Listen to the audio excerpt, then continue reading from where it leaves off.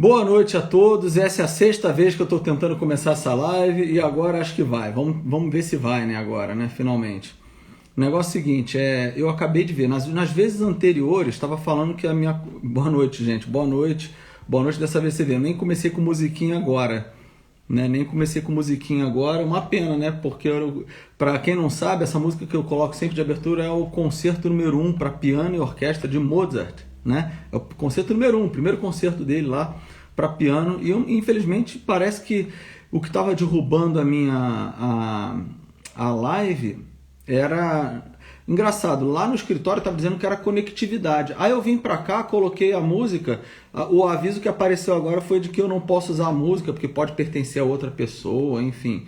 E de fato pertence, né? A música ela é da Deezer, né?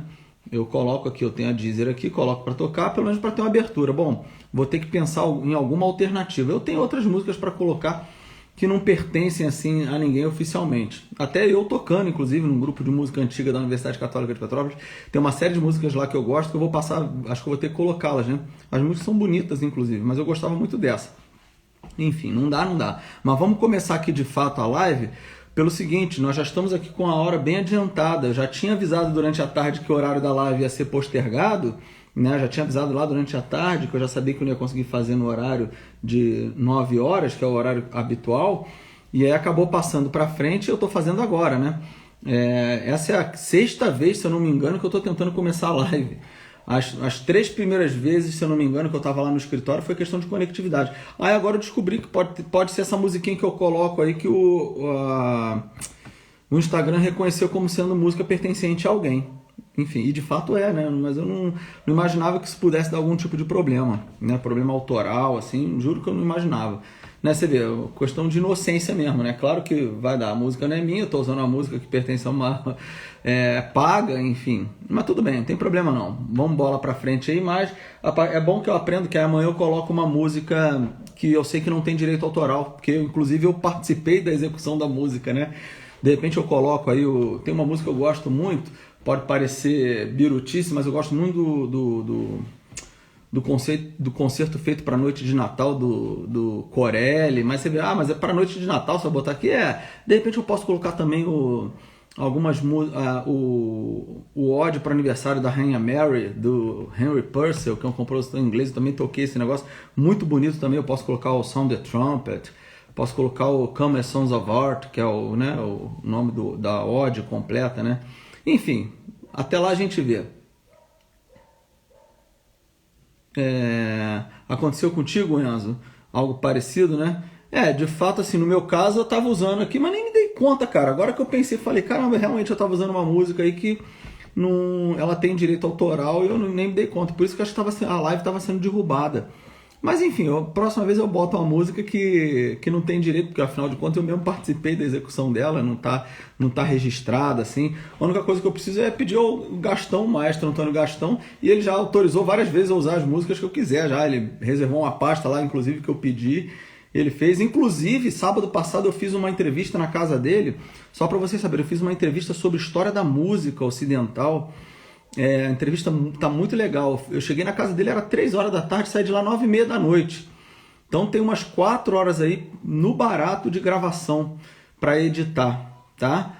O bruto lá tá gravado, a gente vai ver se edita, tá muito legal. Essa entrevista já tá para ser feita desde o ano passado, eu consegui fazê-la finalmente semana passada, sábado passado, e tá muito legal, tá muito interessante, tá muito bacana a entrevista, sabe? Bom, então, olha só, vamos começar a nossa live de hoje aqui, e especificamente hoje nós vamos falar dos problemas que há, né? Em Heráclito e em Parmênides, né? Heráclito de Éfeso e Parmênides de Eleia. Para quem está acompanhando as lives aí nessa semana toda aí que nós estamos fazendo, desde semana passada, né? Eu estou fazendo um histórico da história da filosofia. Estou fazendo a história da filosofia. Na verdade, estou fazendo a filosofia da história da filosofia em geral. Lá no final você vai perceber, quando nós chegarmos no mundo contemporâneo, você vai perceber que tudo isso é uma filosofia da história da filosofia. Por que eu digo que é uma filosofia da história da filosofia? Porque, por exemplo, vou dar um exemplo bem básico aqui. Na live de terça-feira, eu falei sobre Heráclito. Na live de quarta eu falei sobre Parmênides. Eu podia muito bem ter falado na live de Parmênides assim, ele diz que o movimento não existe porque o ser é e o não ser não é. Mas o que eu faço normalmente? Vocês devem ter percebido. Eu mostro por que o sujeito ele chega a essa conclusão. E, em geral, imaginativamente, eu tento reconstituir o que levou o sujeito a chegar a essa conclusão. É claro, pessoal, que isso aí não é uma certeza absoluta, né? O que eu tento fazer é uma filosofia que viva nesse momento em que eu estou falando para vocês. Que é diferente de eu chegar e falar, o Heráclito diz que nada, não existe um movimento. Quer dizer, o Heráclito diz que tudo muda, né? Pantarei, tudo muda, tudo flui, está tudo mudando. Mas o que eu fiz? Eu não apenas falei isso, mas eu trouxe isso inclusive para o nosso debate do dia a dia em termos de ciência. Desculpa se vocês estiverem escutando o barulho, é porque eu estou usando um mapa, né? Eu já falei isso na primeira vez que estava gravando. Eu estou fazendo um exame de aferição da pressão arterial. Enfim, então, hoje eu vou falar, como eu já falei na terça-feira sobre Heráclito, e que Heráclito diz que tudo muda, bom, você poderia ficar só com isso e acabou. Claro, isso é o último insumo do negócio. Mas, no fundo, eu mostrei por quê e quais são as implicações da questão do movimento. No Parmênides foi a mesma coisa. Eu falei por que não há movimento, por que o ser é eterno, e falei das implicações, né? E aí, veja bem, hoje eu vou tentar mostrar rapidamente, então essa live não é nem muito demorada, vou tentar mostrar rapidamente quais são as consequências, por exemplo, de você falar que tudo muda e de que nada muda. Então, a questão é, vamos imaginar que nós somos discípulos de Parmênides. Vamos criticar o Heráclito primeiro, né? Porque foi o primeiro que nós apresentamos. Vamos supor que nós somos discípulos de Parmênides. Aí você chega para Heráclito e fala assim, Heráclito, você então diz que tudo muda, certo? Sim, o Heráclito diz que tudo muda. Aí você fala, mas Heráclito, você que diz que tudo muda, concorda comigo que se tudo muda, essa lei, tudo muda, ela tem que ser aplicada à própria lei. Não é assim? E aí nós podemos fazer uma reflexão aqui, a gente não pode perder a oportunidade de dar uma pancadinha nos modernos e contemporâneos, né? Em geral, filósofos modernos e contemporâneos, eles não aplicam aquilo que eles estão dizendo da filosofia deles à própria filosofia deles. Isso é um problema imenso. Ou seja, como se ele e a filosofia dele estivessem acima do bem e do mal, e ele estivesse descrevendo um estado de coisas que não se aplicasse a ele mesmo. Bom, isso é um grave problema metodológico em termos de filosofia. É um problema metodológico tremendo, ou seja, o sujeito que faz um negócio desse não dominou minimamente a técnica filosófica. Porque no fundo, vamos falar a verdade, é um sujeito que até na prática está se colocando no lugar de Deus, né? É como se fosse o seguinte, olha, eu dito as regras, eu dito as normas, e na prática vocês aí que se virem para poder aceitar essas regras, essas normas aí, que não se aplicam a mim. Bom, e inclusive não é nem um Deus, é um Deus cristão, né, em última instância. Seria um Deus, vamos dizer assim, até islâmico, muçulmano, sei lá, no sentido do sujeito propor algo, tipo assim, olha, tudo depende da minha vontade. Não existe uma racionalidade aqui por trás disso, né? E, então vejam, isso é um problema imenso da filosofia moderna e contemporânea. Né? Ou seja, o sujeito propõe algo, mas não aplica aquilo à própria filosofia. Mas você fala, mas isso aí também está em Heráclito, está em Parmênides. Sob certo aspecto, sim. Porque, veja bem, se você pega então essa frase, tudo flui, né? Tudo muda, você chega para Heráclito e fala, então Heráclito, aplica essa regra, né, de tudo muda, tudo flui, à própria regra. Né? Aplica isso, o tudo muda, a própria regra tudo muda. Então você tem a regra, você vai aplicar a regra à própria regra. Bom, ou seja, se tudo muda, até essa regra muda. Só que se essa regra muda, ela pode mudar para o diametralmente oposto dela. Ou seja, se tudo muda, nada muda. Ora, mas se você diz que nada muda, qual é a conclusão que você chega então a partir de agora? Se nada muda, você chegou num ponto em que você não pode mais afirmar a mudança das coisas em geral, ou seja, não há movimento. Heráclito, então, entraria em contradição. Entraria em contradição. Né? Porque se ele diz que tudo muda, até essa frase muda, e essa frase mudando vira nada muda, ora, se vira nada muda, qual é a conclusão? Não há movimento. Se não há movimento, então o que ele disse anteriormente não faz o menor sentido. Até porque você não pode mais sair desse nada muda, em termos técnicos, né? Ou seja, aquela frase inicial ela era uma ilusão, em última instância. Tá bom? Isso é uma primeira crítica que nós podemos fazer ao Heráclito. Bom, e a crítica ao Parmênides, que fala que não há movimento? Ora, existem várias críticas que você pode fazer também. A primeira delas por exemplo, é você ir para o âmbito do que o Parmênides está dizendo mesmo. Quando ele fala que não há movimento, né, nada muda, você pode chegar, Parmênides, você afirma que nada muda, né? Sim, o movimento não existe, nada muda. Bom, mas o que é o nada? Isso aqui não é só um joguinho de palavras, não. Isso aqui é questão lógica do que ele está dizendo. Se você fala nada muda, nada é não ser. Então, se você diz nada muda, se o nada é não ser, então você vai falar que o não ser muda. Ora, o não ser mudar, ele só pode mudar para onde? Para o ser. E se ele muda se você diz que o não ser muda, ele vai sair do não ser e ir para o ser. Ora, o que é sair do não ser e ir para o ser? É justamente o movimento, a mudança. Portanto, Parmênides, se você levar em detalhes o que você está dizendo, você entraria em contradição. É claro que, num primeiro momento, você pode falar que isso é um jogo de palavras apenas. Mas vejam, essa experiência de falar que não há movimento algum na realidade é uma experiência que ninguém jamais pode ter feito. Até porque você pode chegar, e aí uma segunda crítica que nós podemos fazer ao Parmênides, chegar a fazer uma crítica dele, porque a filosofia ela tem que trabalhar no mínimo de honestidade intelectual do sujeito. Ou seja, o sujeito ele tem que responder verdadeiramente aquilo que ele aquilo que ele viveu, aquilo que ele acredita, aquilo que ele acha que as coisas sejam de fato. E aí você pergunta para Parmênides, Parmênides, você sempre soube que nada muda? Pergunta isso para o Parmênides. Será que ele sempre soube que o movimento não existe? Pessoal, vamos ser honestos. É óbvio que não. Ele vai falar, não, eu percebi isso na realidade. Ou seja, se ele percebeu, algo nele mudou. Ou seja, essa percepção, ou seja, ele passou do estado de não saber para o estado de saber. Ou seja, o próprio Parmênides é obrigado a concluir a existência do movimento. Né? Então você tem essa primeira questão, que é a questão da lógica, quando o sujeito diz que nada muda, que é o não ser muda, não, nada mudar seria o nada sair do nada e para o ser, ou seja, você admitir o movimento. No caso, esse segundo caso aí da percepção do movimento também, ele não sabia e agora ele sabe. Se ele não sabia, agora ele sabe, algo nele mudou, então ele tem que admitir a existência do movimento. E aí nós apresentamos uma crítica ao Heráclito, nós podemos apresentar uma outra crítica ao Heráclito também, que eu particularmente gosto muito dessa crítica. Porque o Heráclito diz que tudo muda, não é verdade? Agora, nós temos um problema muito sério nessa afirmação de que tudo muda. Por quê? Por que nós temos um problema muito sério nessa afirmação? Porque se o sujeito diz que tudo muda, por exemplo, eu tenho aqui uma bolsa, está aqui na minha frente, uma bolsinha de remédios, que carrega uns remedinhos do meu filho. Se eu tenho aqui de um lado a bolsa e falo assim, ó, a bolsa mudou de lugar, né?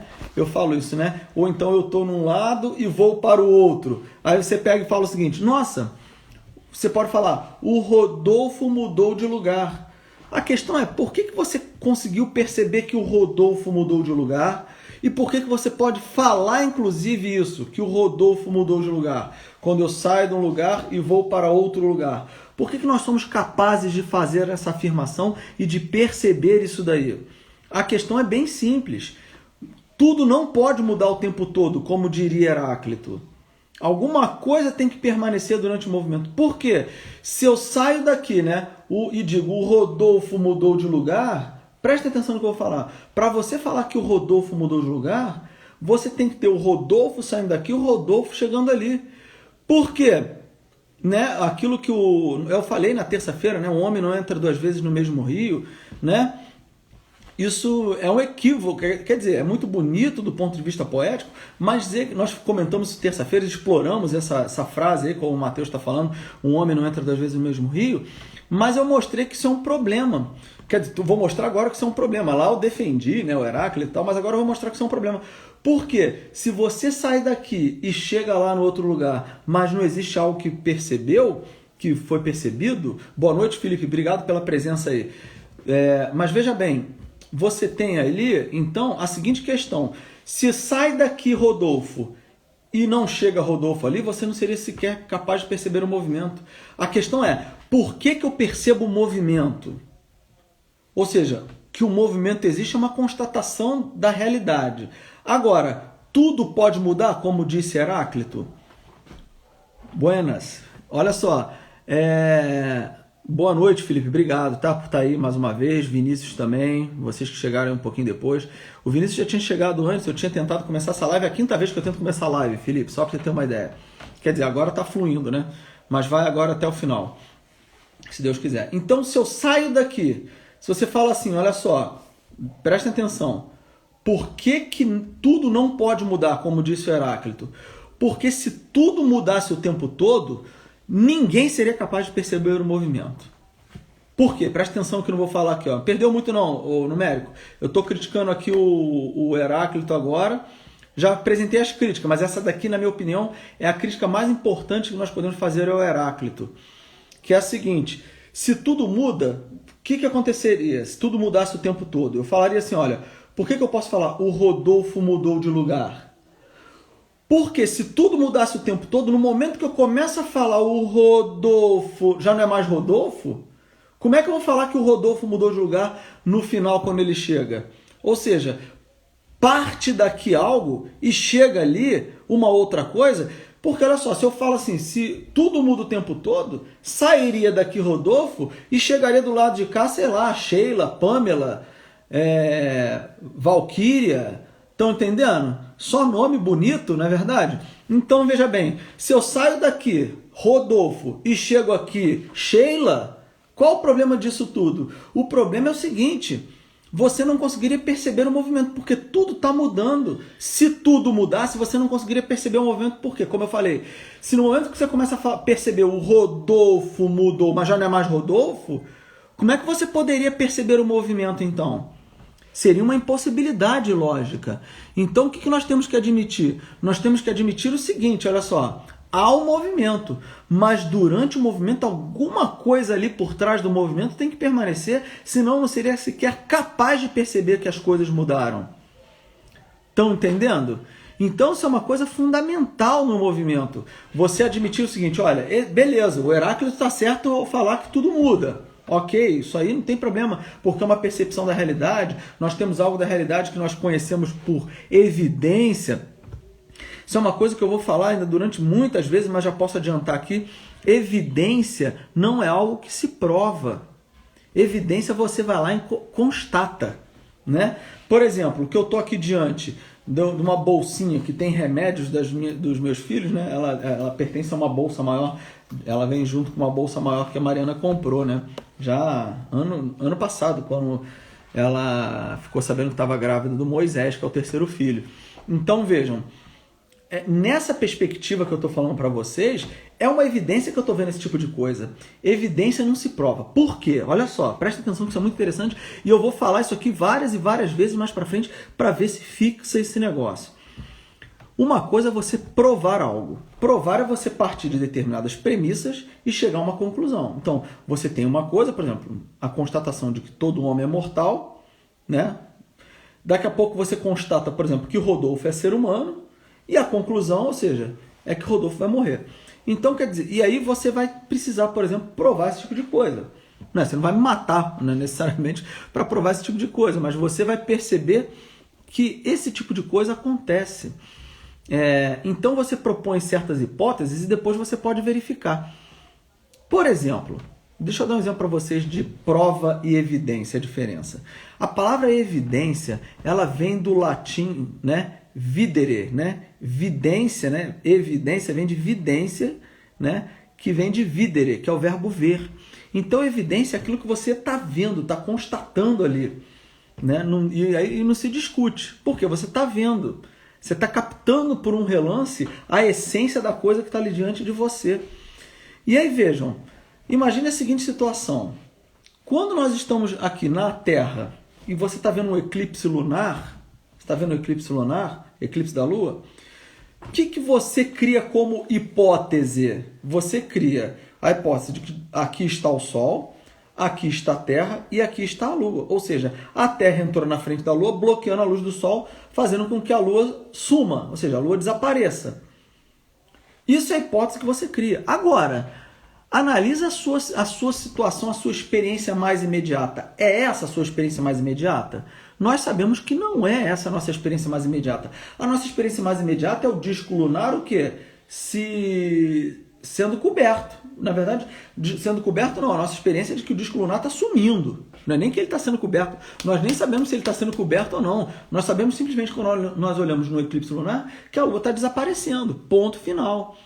Ou seja, para nós, evidência é isso, que a Lua está desaparecendo. Agora, o ser humano, com a sua engenhosidade, com a sua racionalidade, ele vai querer criar hipóteses de supor o seguinte, olha, aqui está o Sol, aqui está a Terra e aqui está a Lua. A luz da Terra está se colocando entre o Sol e a Lua e ele vai tentar responder esse tipo de coisa.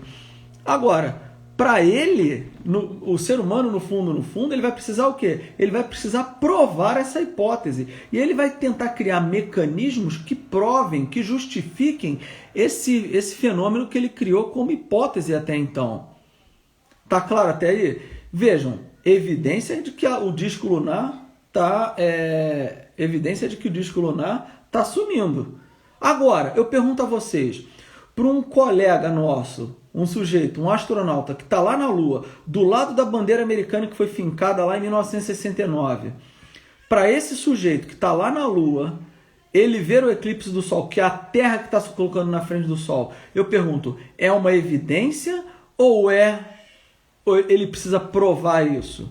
Para ele é evidência. Então ele capta num relance que é a Terra que está se colocando ali na frente. Ele não precisa provar isso, porque é evidente. E aí eu falo para vocês, por que não se prova a evidência? Porque a evidência é o dado mais imediato, onde você capta a essência da realidade. E quando você capta a essência da realidade naquele momento ali, se você precisasse, presta atenção no que eu vou falar, se você precisasse de uma prova disso, eu pergunto, essa prova precisaria também de outra prova.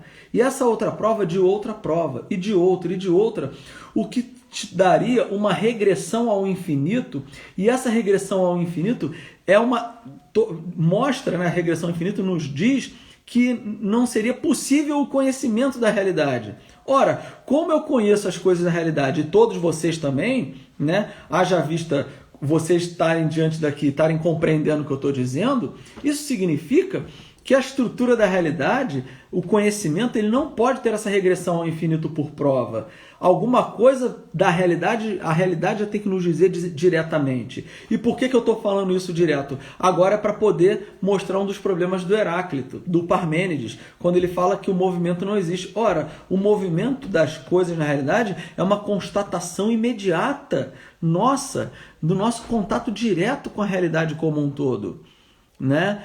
Então vejam, nesse sentido, Heráclito ele estaria equivocado.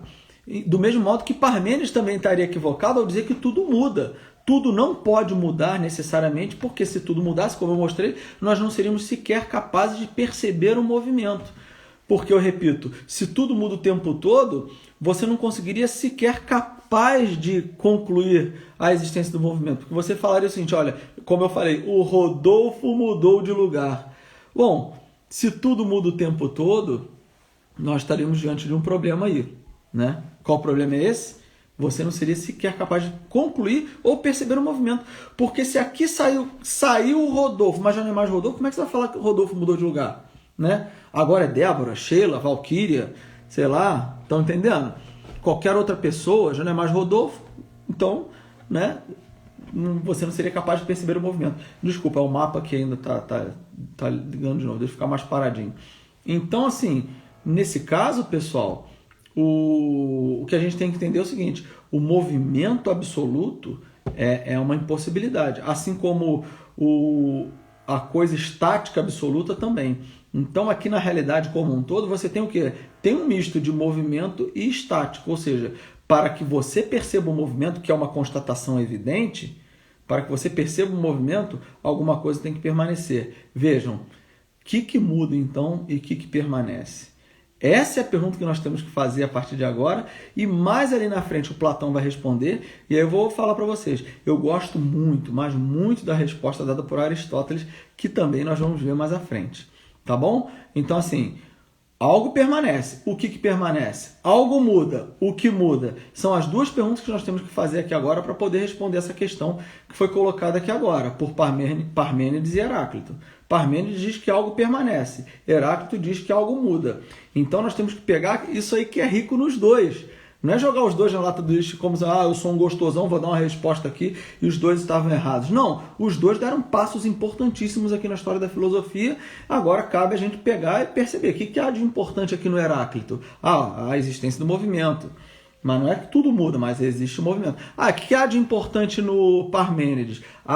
Existe algo que tem que permanecer. Não é que não há movimento. Isso aí a gente pega e fala, peraí, mestre, né? Segura a onda aí, mas vamos pegar algo que tem de importante ali nele, que é a questão do movimento. De algo que está estático na realidade, algo que não muda. Tá? Isso é uma coisa. Então nós vamos ver a resposta disso mais à frente lá em Platão, uma resposta que eu acho que já é boa, já é bem razoável, e vamos ver uma resposta que é excelente em Aristóteles, tá bom? Bom, pessoal, chegamos ao fim aqui dessa live. Eu queria agradecer a presença de todos, tá? Obrigado pela presença. Olha só, se vocês tiverem perguntas, mandem lá nos fóruns, nos vídeos aí mesmo, sabe? Mandem as perguntas aí para eu responder nas lives seguintes, se vocês tiverem perguntas. Se você quiser anotar, anota aí a pergunta. Daqui a pouco eu já vou parar a gravação e a live já vai ficar gravada no Instagram imediatamente. Pode colocar pergunta lá que eu respondo, pode mandar pergunta lá também pelo Facebook, lá na Academia Areté.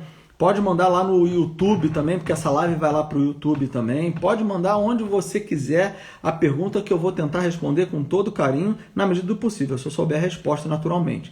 Agora, amanhã eu vou falar sobre o Zenão de Eleia e os paradoxos de Zenão, tá bom? Não percam que vai ser muito interessante. Igor Jacone, obrigado pela presença. Quero fazer uma live com você. Hoje eu falei do movimento, Igor, do movimento em Heráclito e Parmênides.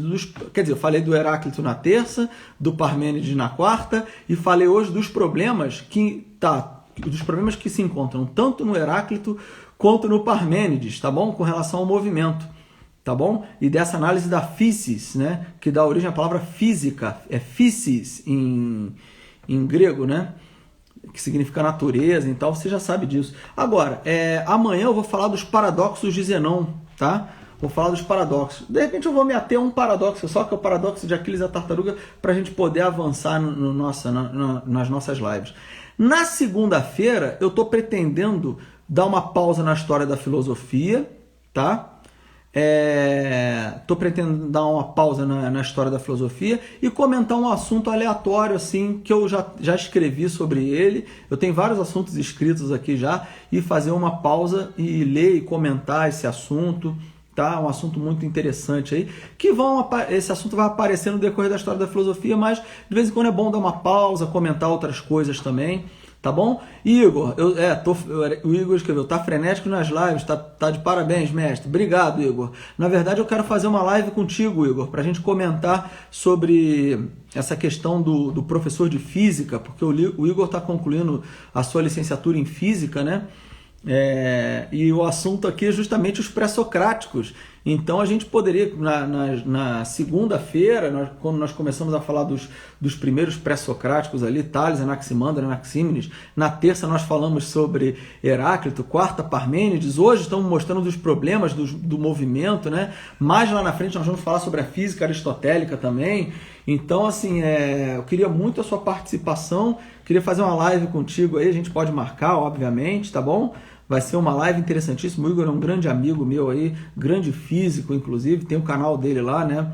O canal do Igor Jacone. Podem procurar lá no Facebook, no Instagram também, né? No Instagram principalmente, tá bom? Bom, pessoal, é isso daí. Muito obrigado a todos. Obrigado pela presença. Fiquem com Deus e que tudo seja feito para a maior glória de nosso Senhor Jesus Cristo. Beijo em todos, fiquem com Deus. Tchau, tchau.